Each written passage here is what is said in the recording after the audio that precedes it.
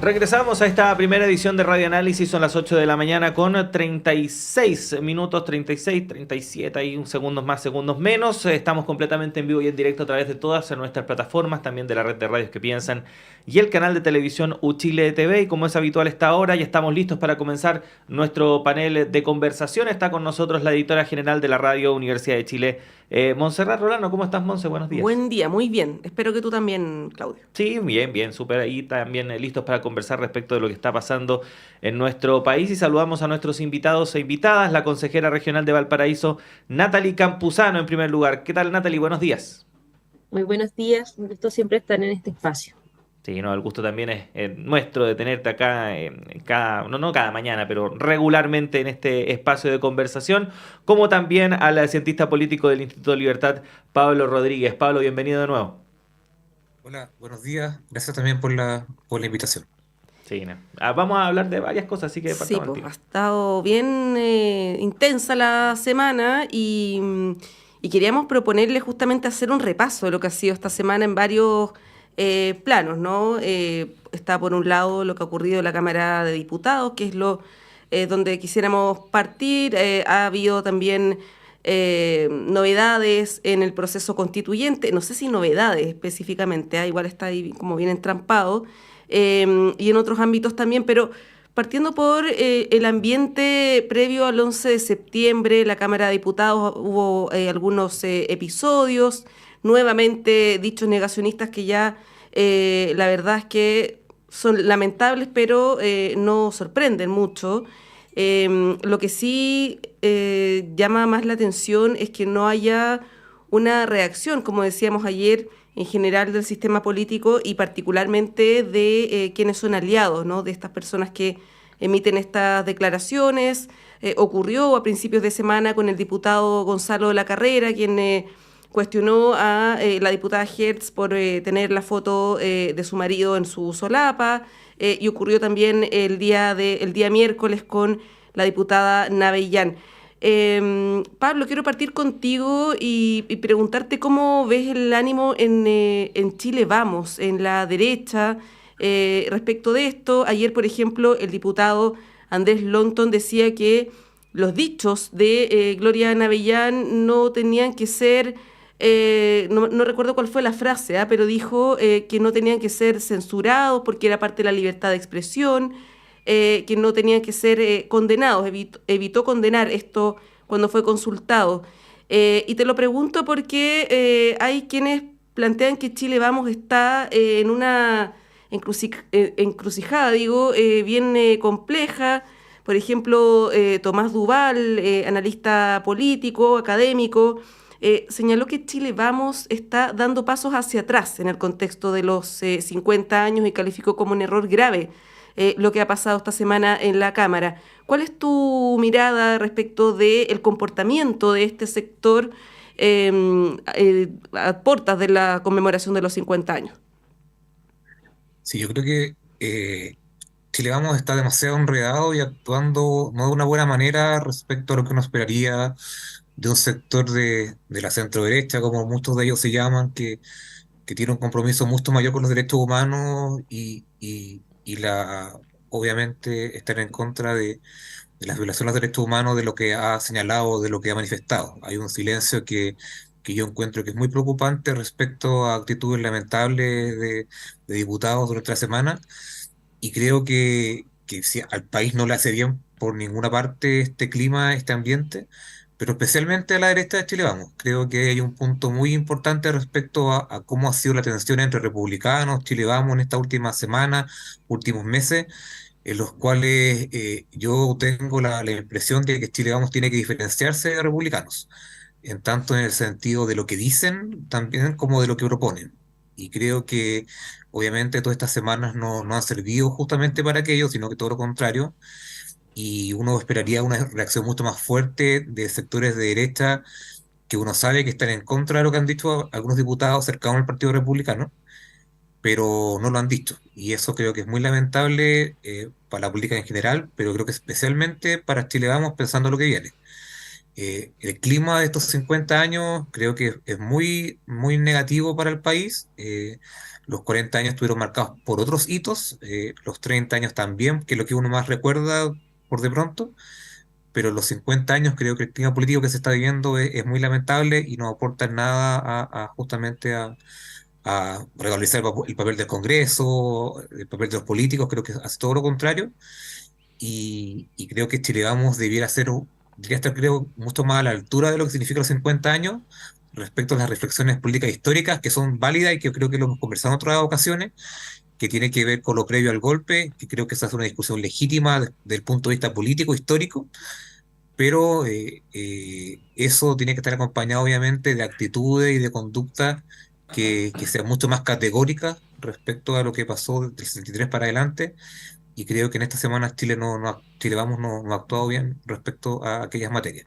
A lo mejor por omisión, pero creo que igual de lamentable que otras circunstancias.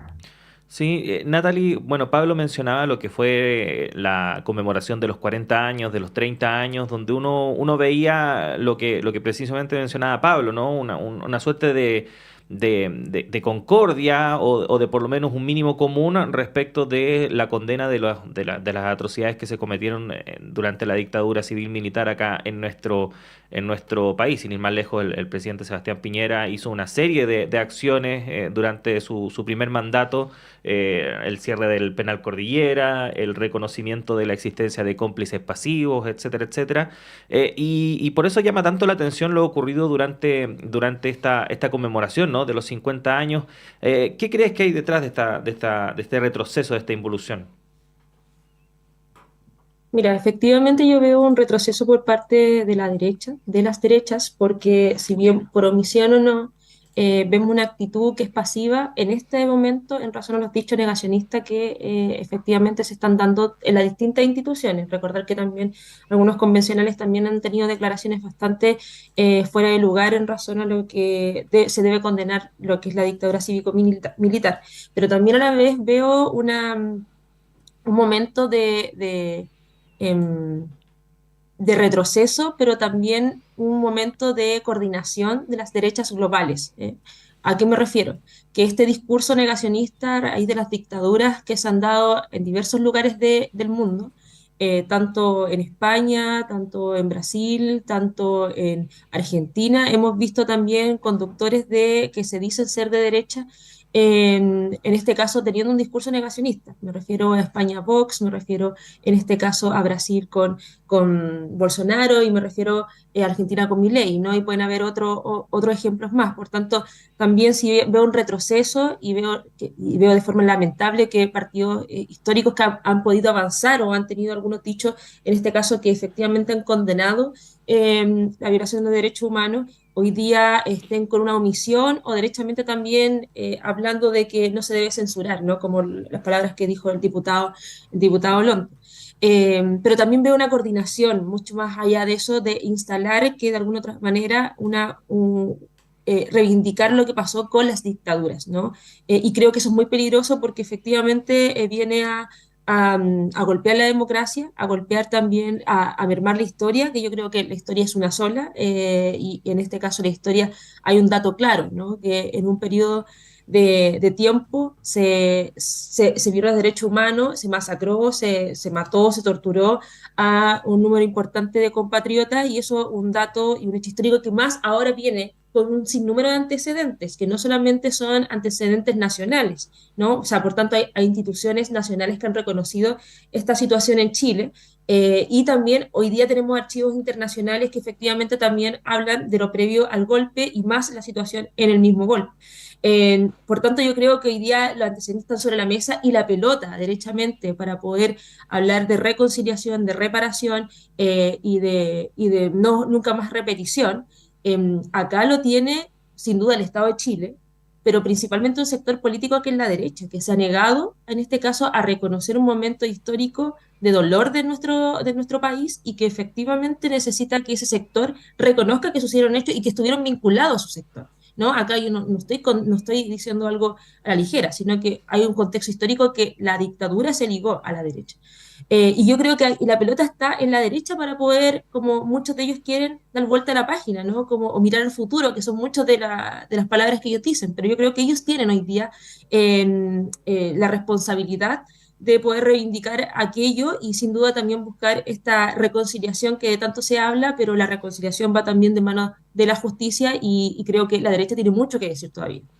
Sí, bueno, hay que ser justos también y precisar que no es toda la derecha, es una parte. Ayer hubo algunos también que reaccionaron de manera muy crítica a los dichos de la diputada Navillán, está Gloria Hood, ¿no? De Bópoli, y hay otros también. Lo que pasa es que a uno le gustaría que fuera algo más transversal y más enérgico quizás, ¿no? Pero efectivamente ha habido representantes del sector que han condenado estos dichos, como también en el pasado con la diputada Cordero, en fin. Ahora, Pablo, tú dices que republicanos, o sea, que Chile Vamos debiera diferenciarse de republicanos, que es lo que han planteado también varios analistas, pero no se está viendo eso necesariamente. Y ahí preguntarte si es que tú ves que esto podría tener alguna consecuencia del punto de vista de la valoración ciudadana o electoral, porque ya estamos viendo en algunos sondeos de opinión que la figura de José Antonio Kast, y no solamente él, sino que algunos líderes del Partido Republicano como Luis Silva, se están desinflando, ¿no? Lo que muestran algunas encuestas. ¿Cómo ves ese escenario? Y no solamente en el tema de lo que estamos conversando respecto del negacionismo, sino que en el ámbito también legislativo, de las reformas, de poder llegar a acuerdos, ¿no? De tener otro tono, quizás. ¿Cómo ves eso? Mi impresión es que si Chile Vamos quiere sobrevivir políticamente, tiene que diferenciarse de republicanos. No, no veo otro camino.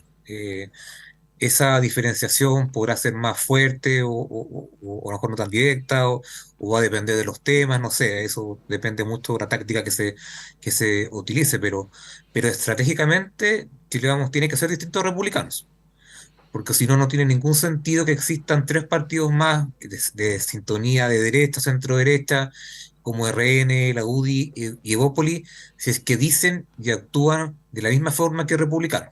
No tiene ningún sentido y es mejor que se junten todos en una sola colectividad. Entonces, como creo yo que hay que sí diferenciarse en las políticas y en lo que cada uno de los sectores va planteando al país, es que se tiene que hacer en diferentes arenas respecto a lo que significa ser Chile Vamos y lo que significa ser republicano. En el Congreso, y especialmente también en lo que está pasando en el Consejo hoy día respecto a la Constitución. Eh, Cada sector presentó su enmienda, no sé si vamos a hablar tantos detalles de eso, pero cada sector presentó sus enmiendas para mejorar o modificar el anteproyecto. Y uno esperaría que justamente en esas votaciones también hubieran diferencias entre Chile Vamos y los republicanos, porque si no, si efectivamente van a apoyarse todas las indicaciones, todas las enmiendas exclusivamente de ese sector, nuevamente tiene poco sentido de que cada partido exista por sí solo, si finalmente van a ser uno solo. Entonces creo que hay un interés que debiera ser mucho más manifiesto de diferenciarse, insisto, esto no significa pelear con tu contrincante o con tu adversario, sino que tiene que ver con definir ciertas líneas que cada partido va a defender como propias y que va a promover dentro de la sociedad, pero es fundamental, si no, desde el punto de vista electoral, Republicanos va a seguir teniendo muy buen resultado. O sea, yo también tengo dudas respecto a si Republicanos tocó techo o no. Puede ser que el Consejo, la elección del Consejo haya sido su máximo, que ya fue significativo, y que a lo mejor en las próximas elecciones de concejales, diputados, se va a repartir un poco mejor respecto a los resultados previos. Pero de todas formas, Chile Vamos, hay que reconocerlo, está amenazado electoralmente por la emergencia de republicanos. Y por tanto, tiene que hacer justamente todas las acciones posibles para hacer la distinción, que la gente distinga, que la gente no diga que toda la derecha es lo mismo, sino que la gente tenga ciertas posibilidades de elegir, ciertas posibilidades de distinguir entre un partido y otro. Y eso creo que Chile Vamos está muy al debe respecto a esa tarea, porque si no, insisto, por un lado, políticamente dejas de existir o dejas de tener relevancia, electoralmente la gente le va a dar lo mismo que votar por uno o por otro y probablemente lo haga por republicano. Y desde el punto de vista de lo que significa Chile Vamos para el futuro, tiene muy pocas posibilidades de sobrevivir si es que justamente no hace esta diferenciación. Yo creo que es un punto muy importante que debiera la directiva y los dirigentes de Chile Vamos tener mucho más claro respecto a que está en riesgo la sobrevivencia política de Chile Vamos. Y por lo tanto hay que hacer justamente las medidas para avanzar en una línea distinta. Sí, Natalie, respecto de lo que preguntaba Monse.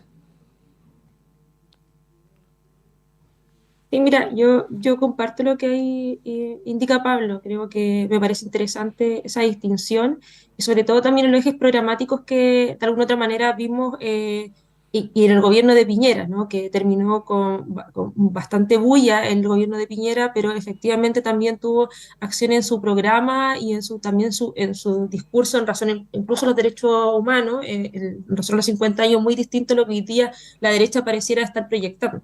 ¿No? Entonces, yo considero que ahí hay una parte esencial de lo que dice Pablo, que es la distinción que se debe dar a las derechas, y también vamos a ver las correlaciones de fuerza que la derecha va a tener, ¿no? O sea, yo creo que lo que pasa en las municipales va a ser muy interesante para los que se proyecten las diputaciones, bueno, para todas las fuerzas políticas, pero sin duda también para, en este caso, quién conduce la derecha, ¿no? Yo creo que también está en disputa quién conduce la derecha y eso también tiene un escenario de carácter electoral presidencial, ¿no? Yo creo que hoy día lo que sucede con republicanos dentro de la convención me parece que solamente está mermando el discurso que en algún momento la derecha condenó en razón a la ex convención, ¿no? Como el ensayo constitucional anterior.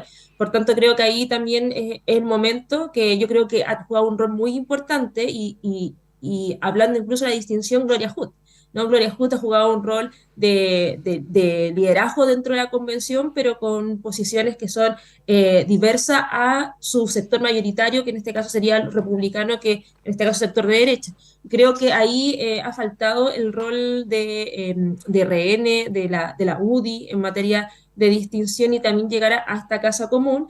Y espero que también de alguna otra manera se va acercando lo que es la conclusión de lo que va a ser la propuesta de la nueva constitución y yo creo que ahí los partidos también tienen harto que decir transversalmente, pero sin duda ahí yo creo que puede ser un momento importante para que los sectores de derecha se rearticulen, ¿no? Más también cada uno de los escenarios internos de los partidos de derecha también están teniendo un momento importante desde su conducción. Por ejemplo, lo que pasa con la presidencia de RN, ¿no? Con la senadora Núñez, creo que a diferencia de lo que eran las otras cartas, efectivamente podría dar luces una conducción que efectivamente genere una correlación de fuerzas para volver a lo que de alguna otra manera se había avanzado con la derecha que representa a Sebastián Piñera y otras actorías, ¿no? Pero claro, es un escenario que yo insisto, el escenario que se viene más allá del plebiscito es el escenario municipal, que yo creo que todos están esperando que se puedan poner ya las cartas para ver más o menos cómo efectivamente se pueda dar el posicionamiento de cada uno de los espacios. Ujú.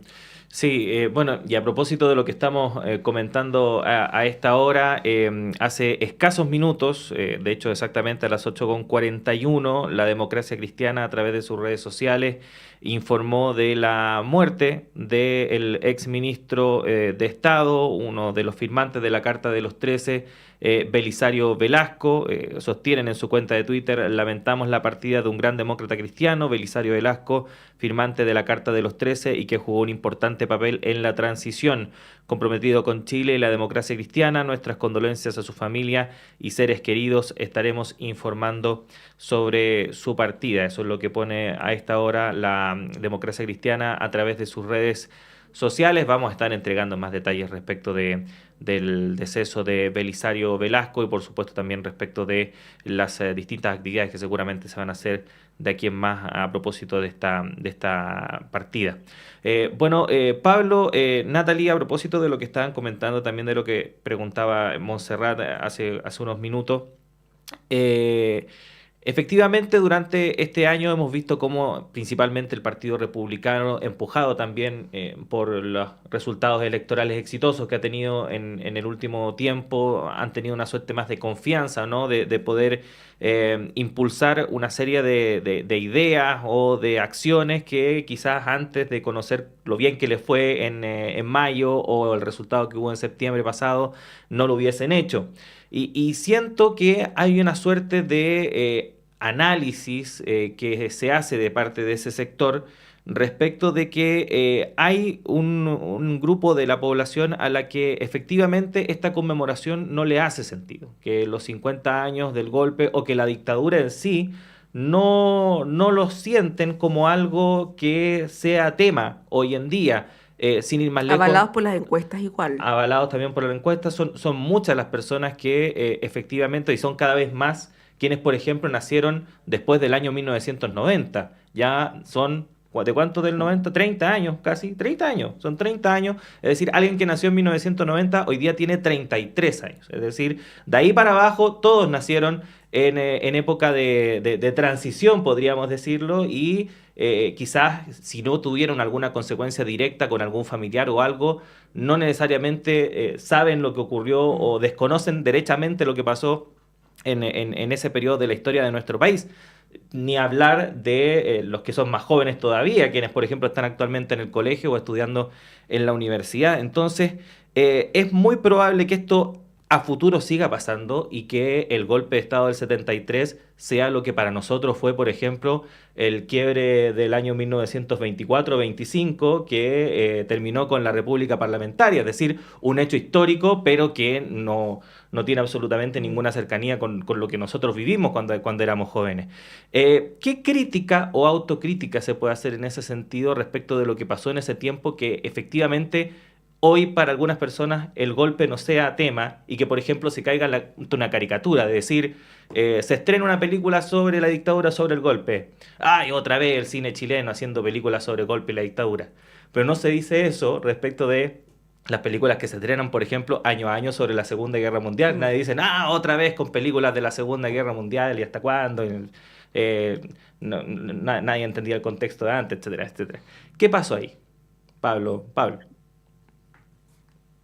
No sé si puedo responder tu pregunta directamente, pero complementando De hecho, Pablo, te voy a dejar pensar unos minutos porque justo son las 9 de la mañana, disculpa que te interrumpa, pero para que te pueda explayar lo más tranquilo posible, vamos a hacer una pausa y ya regresamos acá a Radio Análisis.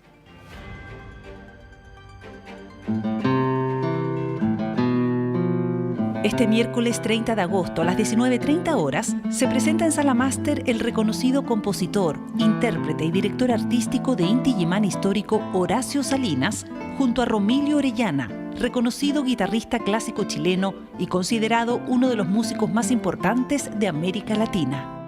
Juntos nos deleitarán con un concierto a 2 guitarras donde la música latinoamericana será la invitada de honor junto a composiciones del propio Horacio Salinas. Los invitamos a disfrutar en Sala Máster de un encuentro íntimo, lleno de historia, acordes, recuerdos y virtuosismo, donde estos músicos chilenos interpretarán obras icónicas del repertorio latinoamericano a través de un recorrido por las principales ciudades de Chile. Los esperamos este miércoles 30 de agosto a las 19:30 horas en Sala Máster, Miguel Claro 509, Providencia. Horacio Salinas y Romilio Orellana en Sala Máster de Radio Universidad de Chile. Entradas a la venta en portalticket.cl.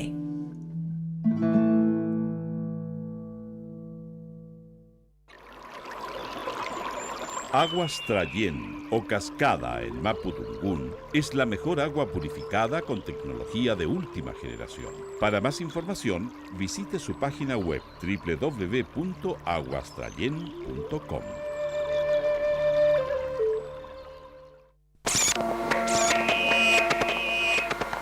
Perdidos en el espacio.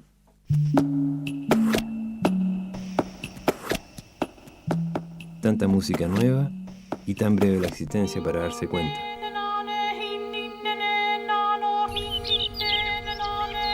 Perdidos en el espacio. Lunes, 22 horas.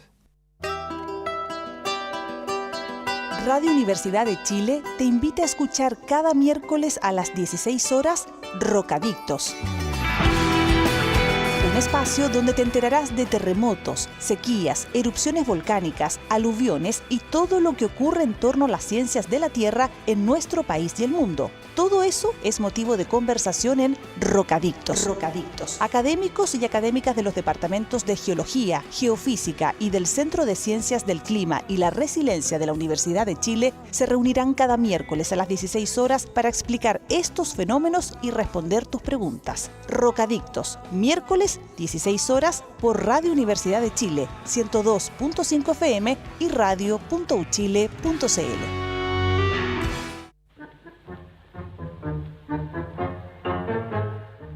Mano a mano con el tango, con los NIN, usted ya lo sabe, todos los sábados de 10 a 11 de la mañana, por supuesto aquí en Radio Universidad de Chile, 102.5 de la frecuencia modulada. No se olviden, todos los sábados de 10 a 11 de la mañana, mano a mano con el tango.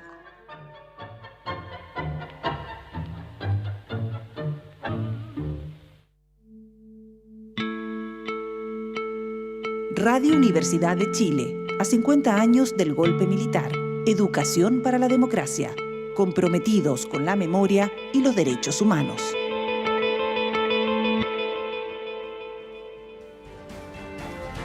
El Departamento de Prensa de Radio Universidad de Chile trabaja para mantenerlo informado. Radio Análisis, una transmisión conjunta de las radios que piensan.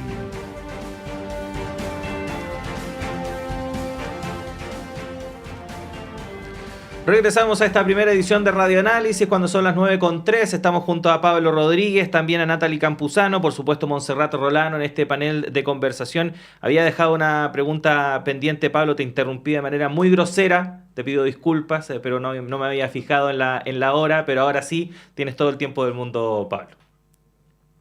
Gracias. Lo que yo quería partir señalando tiene que ver justamente con que son hechos, pero creo que son hechos importantes para entender por qué estamos donde estamos. Es que la dictadura duró 17 años. Fue un periodo significativo de nuestro país. Hay gente que hizo toda su vida adulta durante un gobierno de carácter dictatorial. La dictadura salió bien desde el punto de vista electoral. Si uno confía en los resultados que hubo en el 88, prácticamente un poco menos del país, en proporción, estaba de acuerdo con que Pinochet continuara en el mando. Pinochet siguió como comandante en jefe 8 años más después del 90 en adelante. O sea, sale la presidencia y se mantiene como comandante en jefe 8 años más. O sea, estamos hablando de prácticamente 25 años de una influencia militar muy fuerte. Y si bien muchos celebran el éxito económico que ciertas políticas tuvieron, que se adoptaron en ese tiempo, respecto a lo que significó el crecimiento del país, el desarrollo, etcétera, hay una sombra, por llamarlo de alguna forma, muy grande respecto a lo que significó la dictadura en la sociedad, especialmente para la gente que lo vivió, que legítimamente puede tener puntos encontrados respecto a lo que significó el gobierno Allende, lo que significó Pinochet. Depende mucho si tú viviste o sufriste las consecuencias de la dictadura directamente o no. Eso obviamente repercute en tu ánimo respecto a aquello. Pero creo que mi punto que quiero saltar tiene que ver justamente con que la dictadura dejó consecuencias profundas respecto a lo que significa la sociedad y la política en Chile. Y eso es un hecho indesmentible. Entonces creo que ese discurso y esa imagen permanece en una parte importante de la población. Y eso lo refleja alguna de las encuestas y los números que tú señalabas, respecto a que hay una parte de la población de que, si bien condena la violación de los derechos humanos, hay una parte importante que celebra los logros económicos y de modernización que tuvo el país. Entonces, ese discurso está presente, sigue presente y probablemente lo va a estar. Es como una de las cosas con las cuales tenemos que convivir respecto a la influencia que tuvo la dictadura y sus políticas. Uno podrá, insisto, discutir respecto a lo económico, que probablemente es donde mejor sale parado esos 17 años, en conjunto, porque hubo años también muy duros de pobreza y desempleo durante esos 17 años. pero hay un germen, de alguna forma, que quedó muy instalado en la sociedad chilena y que es difícil de resolver, y que además, algo que también decía Natalia al principio, respecto a que también hay y hubo, y parece que sigue presente, una ola conservadora en el mundo respecto también a la reivindicación de ciertos valores en política y de ciertas figuras. Entonces, yo no sé si tiene que ver con cómo se hizo la transición, que no sé si se pudo haber hecho de forma distinta tampoco, hay que ser realista, pero todo eso obviamente fue afectando y afecta la relación respecto de cómo vemos el golpe, de cómo vemos la dictadura en los años posteriores. Entonces, si a eso tú le sumas además gente que no vivió esos años y que solo se informa parcialmente respecto a lo que ocurrió, y que no tiene a lo mejor una visión más global de lo que aconteció en esos años, obviamente hay una parte importante de la población que defiende o valora la figura tanto de Pinochet como del régimen. Y eso creo que es algo con lo cual tenemos que vivir. Uno lo podrá lamentar más o menos, y yo tengo una visión más crítica respecto a eso, pero creo que es algo que está muy presente y que las consecuencias de eso están hoy día en la sociedad más de lo que uno quisiera.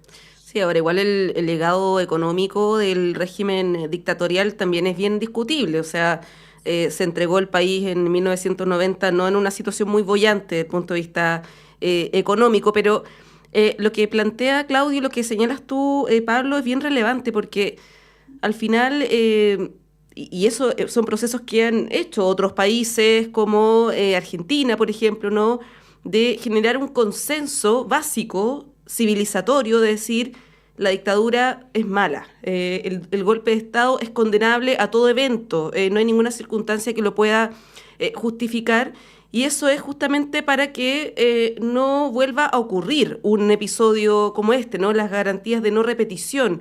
Y eso en nuestro país no está garantizado a 50 años del golpe. No hay un consenso de decir el golpe de Estado fue malo, es condenable, es repudiable, todo lo que generó después. Y eso es muy peligroso para la democracia. Bueno, Natalie, no sé si tienes un comentario respecto de esto, pero voy a sumar, a propósito de que estamos hablando del Partido Republicano también, lo que está pasando en el Consejo Constitucional. Ahí te puedes referir a los dos temas. Qué buen puente, Montserrat. Sí, bueno, el puente, claro. Porque hoy día empiezan a votarse, después de una dilación, ¿no? Las enmiendas, tanto de republicanos, de Chile Vamos y también del oficialismo en las comisiones. Ha estado bien tenso el ánimo ahí en el Consejo, y también se han prendido algunas luces de alerta respecto de sectores que estuvieron por el rechazo. Estoy hablando de la centroderecha a través de una declaración que salió esta semana, y también el Partido Amarillo hizo un llamado de atención a republicanos. Ahí, Natalie, preguntarte cómo ves lo que está pasando en ese plano, y lo vinculo con republicanos porque esta semana también José Antonio Kast, en un programa que tiene, creo que en YouTube, del Partido Republicano, no descartó llamar a votar en contra, porque ya no se va a llamar rechazo, de la nueva Constitución si es que las enmiendas de ese partido no son aprobadas, que es complejo del punto de vista democrático, ¿no? O sea, si a mí no me aceptan lo que yo quiero, lo rechazo, que un poco la misma lógica que se dio en el proceso anterior. Natalie, ¿cuál es tu opinión respecto de esto? Sí, bueno, en primer lugar, con lo que se estaba hablando anteriormente, muy brevemente, decir que yo creo que una de las series muy buenas que yo creo que tiene la industria chilena, del cine y del arte, los 80. Yo creo que los 80 se expresa mucho de lo que se instala esa hegemonía cultural por parte de la dictadura cívico-militar, ¿no? Donde el temor de la familia de hablar del tema, de ocultar lo que sucedía. De hecho, yo creo que hay muchas situaciones hoy día en contextos familiares que no se comentan, ¿no? Por tanto, la hegemonía que se daba del miedo, también a raíz de los medios de comunicación, se instala, y todavía está ese germen, como bien decía Pablo, en muchas personas que etariamente lo vivieron conscientemente, pero también aquellos que nacimos en el 90, también fue un proceso de transición de mucho cuidado. De hecho, yo recuerdo en lo particular, estudié en la educación pública, en la asignatura de historia, era muy delicado tocar el tema aún, ¿no? Y también con un bajo perfil importante, sin una conducta condenatoria, ¿no? Porque había una situación tampoco dentro del escenario educacional, ¿no? De la malla curricular, del contenido que tuviese, de mucho cuidado, ¿no? Se alertaba a los profesores de aquello. Esto estoy hablando en la situación de los 90, ¿no? Con un perfil bajo aún, donde, bueno, no quiero repetir lo que decía Pablo, porque coincido, una serie de simbolismos que venía de alguna otra manera a reivindicar que no era tan malo lo que sucedía, ¿no? Con una constitución que es heredada de esto. Yo creo que la primera sintonía que se tuvo por parte del escenario de los 90, que no quiero desconocer lo previo, ¿no? Son varios sucesos, pero la Revolución Pingüina marcó un escenario importante de, en este caso, increpar políticamente a la dictadura, ¿no? La herencia que se instaló. No quiero desconocer lo previo que se realizó, pero creo que eran unos delitos más masivos. Y en razón a lo que tú preguntabas de el escenario de los republicanos, yo creo que lo que hace José Antonio Kast es directamente representar lo que efectivamente el mundo republicano quiso instalar, ¿no? Desde primera instancia. Yo quiero recordar que el Partido Republicano fue el único partido, uno de los únicos partidos que no firmó el acuerdo para poder llegar a una nueva carta fundamental, ¿no? De los partidos, donde ellos incluso el primer día que se instalan en la misma convención, personeros, o sea, en este caso personas que son de su partido, que son diputados, indicaron que para ellos era importante resguardar la Constitución del 80, ¿no? El legado de Pinochet.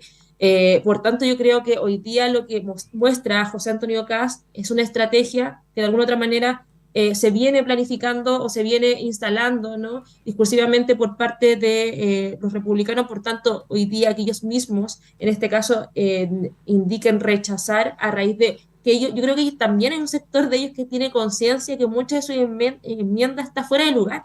O sea, está fuera de lugar porque está fuera de lugar en razón al contexto democrático que vivimos y los avances civilizatorios que hemos tenido a través de distintos acuerdos que se han tenido desde la izquierda a la derecha. Y que hoy día republicano, conscientemente de esos avances, ha instalado esa enmienda y yo creo que hay un propósito, que sin duda la discusión constitucional se desgaste y no llega a nada y terminemos con la actual constitución y que efectivamente siga todo como está, ¿no? Yo creo que hoy día los principales como soldados a defender o que se han puesto a disposición de una forma, diría, poco responsable o derechamente irresponsable, ¿no?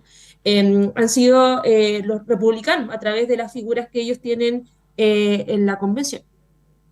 Sí, Pablo, bueno, cuando comenzó el trabajo del Consejo Constitucional, una vez que ya se conocieron los resultados de mayo, el discurso y la frase o la oración que se transmitía repetidamente por parte de la bancada republicana era: no vamos a cometer el error que se cometió en la Convención Constitucional, nosotros sí vamos a estar abiertos al diálogo, nosotros sí vamos a conversar y queremos que esta Constitución sea lo más amplia y consensuada posible. Y ahora, como mencionaba muy bien Montserrat, estamos escuchando a José Antonio Kast decir que si no nos aprueban la Constitución que queremos, rechazamos. ¿Qué pasó? Sí, yo creo que ese mensaje de Kast tiene dos destinatarios.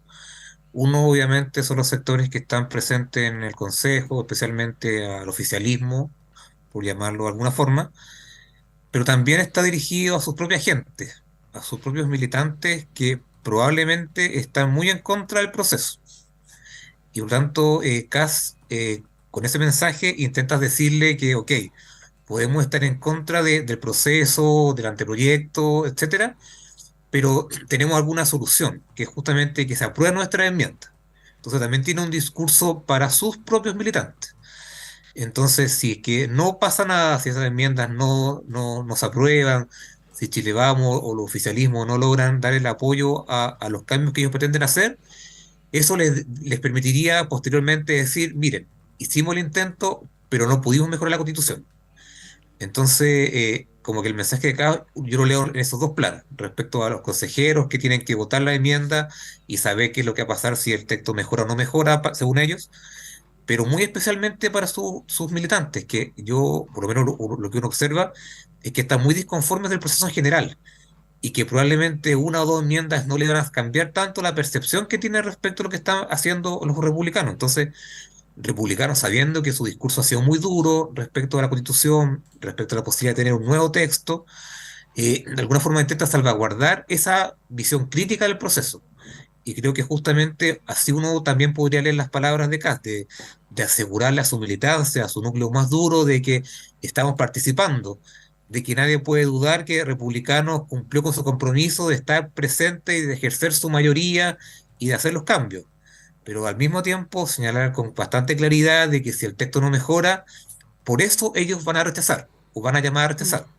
Entonces creo que en esos dos planos se mueve el discurso de José Antonio Kast, tratando también de tranquilizar un poco a sus militantes, que son mucho más duros que el promedio del resto de los militantes de partido respecto a la Constitución, y creo que es un mensaje especialmente para ellos de dar cierta tranquilidad de que están conduciendo o intentando conducir el proceso, y que si esto no resulta, no va a ser responsabilidad republicana, sino que va a ser responsabilidad de otros sectores políticos que no estuvieron eh, favorables a aprobar su enmienda. Entonces creo que en esa línea discursiva también se mueve el discurso de acá de hacer responsable a otros sectores políticos de un posible fracaso del texto, que en ningún caso sería responsabilidad de ellos, sino que sería una responsabilidad de otros consejeros que no concurrieron con sus votos a aprobar las enmiendas que está planteando Republicanos.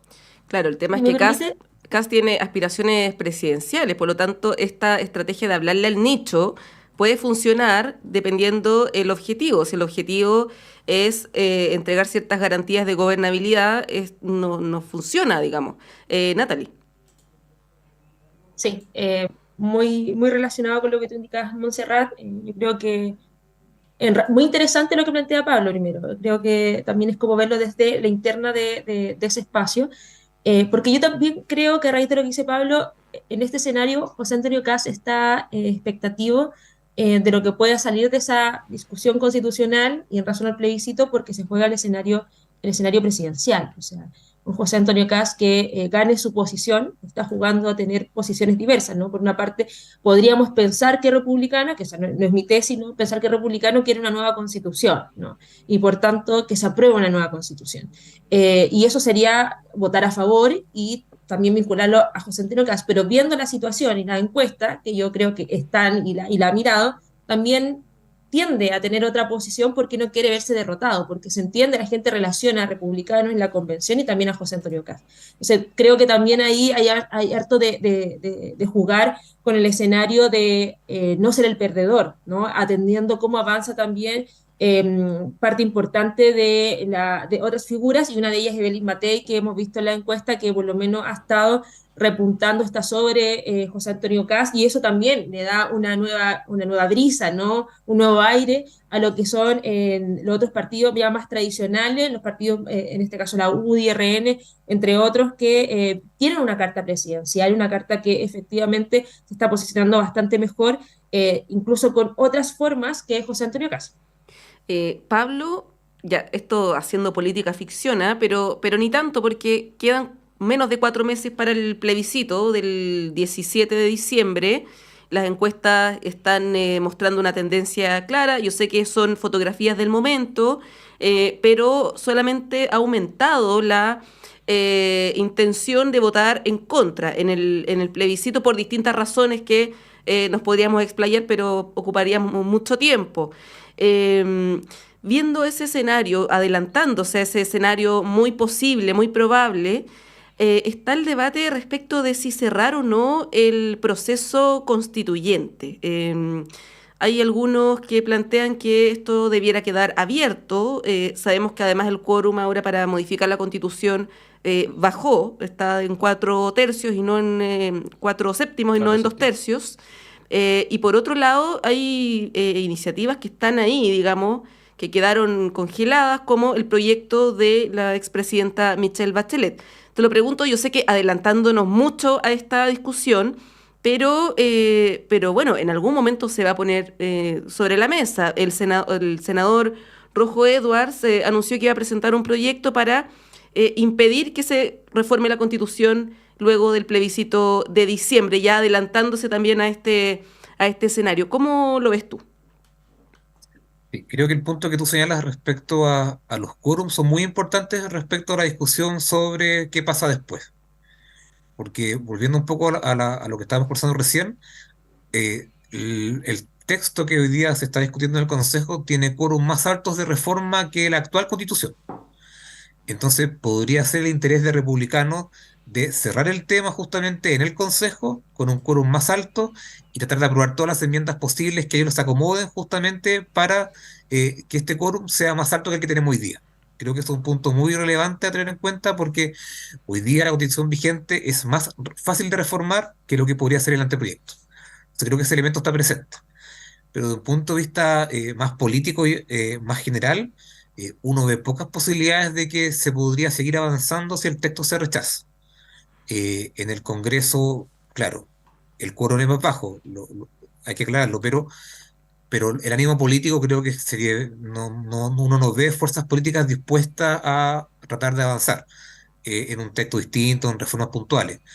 El tema va a seguir presente, eso no se podría negar si es que llega a ganar el en contra, va a seguir presente la discusión constitucional, hay muchas materias que se llevan discutiendo bastante tiempo y que se han ido profundizando durante tanto la convención como en el Consejo respecto a puntos centrales de cómo se organiza la política, pero siendo práctico uno ve pocas posibilidades de que el proceso pueda avanzar en el Congreso en el tiempo inmediato. Probablemente más adelante pudiera seguir discutiéndose, no tengo duda que podría ser parte de la discusión de un candidato a la presidencia más adelante, pero en lo inmediato creo que hay un desgaste ciudadano importante respecto al proceso, pero también hay un desgaste en el Congreso y yo no creo que haya muchos votos que pudieran concurrir a apoyar reformas en lo inmediato. Creo que ahí hay un punto que tiene que ver con la viabilidad política de hacer reformas, que yo la veo bastante baja, pero el tema va a seguir presente, eso no nos podemos engañar, va a estar ahí muy presente y van a haber varias alternativas también sobre la mesa. Una alternativa, por ejemplo, algunos lo han señalado, no sé si más clara o menos claramente, pero de reponer el texto de los expertos, de que sea el texto que elaboran los expertos del anteproyecto, el que sea reformado en el Congreso posteriormente y que sea un texto que de alguna forma represente mejor al Congreso, desde el punto de vista de la diversidad política que hay ahí y que represente mejor a las fuerzas políticas. Pero también está el texto de la presidenta Bachelet, fuera de reformas puntuales, algunas materias. Entonces, creo que en lo inmediato se cortaría el proceso, sí, pero hay varios puntos, varios textos incluso que van a quedar dando vuelta ahí y que podrían ser retomados posteriormente, pero yo no sé qué tan viable es eso desde el punto de vista de que alguna fuerza política concurra, porque los 4/7 se logran obviamente, por ejemplo, con el oficialismo y con alguna parte de la oposición. Y yo no sé si esa oposición estaría en condiciones de hacerlo. Además, para cerrar, vienen las elecciones municipales, vienen las elecciones parlamentarias. Los últimos procesos electorales han estado de alguna forma contaminados por el proceso constituyente. Probablemente a lo mejor los políticos van a querer un poco despejar también la cancha respecto a eso y dejar a lo mejor el tema de la constitución en lugar más secundario. Entonces, uno ve que es poco probable que se pudiera avanzar rápidamente si es que el texto sea rechazado en el Congreso que está hoy día. A lo mejor en el Congreso siguiente podría haber alguna instancia, pero uno ve que hay pocas posibilidades justamente de que se avanzara más rápidamente si es que el texto es rechazado por la ciudadanía en diciembre próximo. Sí. Natalie, ¿cómo lo ves tú? Sí, mira, yo creo que un sector importante de la sociedad y mayoritario está un poco desgastado con la discusión constitucional. De hecho, se ve que en esta última, en este último ensayo constitucional, donde, bueno, está el debate de la enmienda, etcétera, también hay una poca visibilidad del proceso, ¿no? Tanto por los medios de comunicación, pero también un desinterés importante por parte de la población, donde las preocupaciones o la importancia, la prioridad no es la discusión constitucional. Hay una suerte de desencanto, una suerte de desesperanza también que uno lo puede ver desde los territorios, y yo creo que eso va a tener que tener va a tener que existir un tanteo por los distintos sectores políticos para ver cómo de alguna otra manera se puede proceder para poder avanzar en una discusión constitucional. Ahora, ¿por qué yo creo que no hay que cerrar la puerta absolutamente? Porque si bien hoy día tenemos un determinado contexto, que lo acabo de poner sobre la mesa, pero también recordar que lo que pasó en el año 2019 no se puede olvidar, porque el olvidarlo va a hacer que se vuelva a repetir, ¿no? Por tanto, creo que ahí hay un escenario importante de análisis, de decir que efectivamente hay un descontento, existe un descontento, se manifestó, existe un actual descontento, cómo se vive la sociedad, que se expresa principalmente en la Carta Fundamental, no los parámetros de sociedad que queremos, y eso no lo podemos olvidar, porque efectivamente existe aún ese descontento, hoy día matizado por distintas circunstancias, ¿no? Pero ha matizado. Por tanto, yo creo que hay que buscar un escenario que efectivamente se avance, por lo menos en las necesidades más importantes para la gente, ¿no? O sea, yo creo que el tema de pensiones, el tema de la seguridad social es un tema importantísimo, ¿no? Que fue parte de la discusión del año 2019, fue parte de la discusión constitucional que se está dando y también se ha dado parte de la discusión como tal, en materia de derecho en muchos aspectos, ¿no? En materia de derecho o el modelo de desarrollo que se entiende para Chile. Por tanto, yo creo que se tiene que dar de algún mecanismo para tener una nueva discusión constitucional. No creo que pueda ser inmediato a raíz de también el desgaste que se da, pero creo que no podemos olvidar la necesidad de cambiar la Constitución porque existió un hito, ¿no? Que se exigió por parte de la ciudadanía, y también yo creo que es importante, y esto a título muy personal, creo que no se puede perder la vinculación de la participación de las personas para hacer propia también lo que se pueda dar en una nueva Constitución. Porque yo creo que muchos, o algunos, no quiero ser tampoco enfática, pero algunos están esperando que este desgaste sea que efectivamente la gente no crea que pueda participar en una discusión constitucional, ¿no? O sea, decir que la redacción o la Constitución solamente la puedan pensar o la puedan redactar unos pocos. Yo creo que eso le hace muy mal al proceso de avance de la democracia participativa que se pudo dar y se pudo expresar en los distintos espacios de la discusión constitucional. Bueno, a raíz de lo que dice Natalie, es probable, así como están las cosas, que lleguemos a un escenario donde nos quedemos sin constitución y sin reformas. Ahora el presidente está liderando el tema de los acercamientos con la oposición, hoy hay nuevas reuniones con sectores de centro, pero bueno, se ve bien complicado el panorama.